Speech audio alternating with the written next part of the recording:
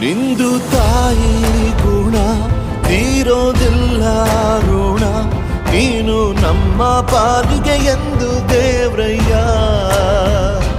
ತಾನು ನೋವಾ ನುಂಗಿ ಜೀವ ನೀಡೋ ಮಗ, ನಿನ್ನ ಪಡ್ಕೊಂಡಿದ್ದೆ ಪುಣ್ಯ ಗಣಯ್ಯ.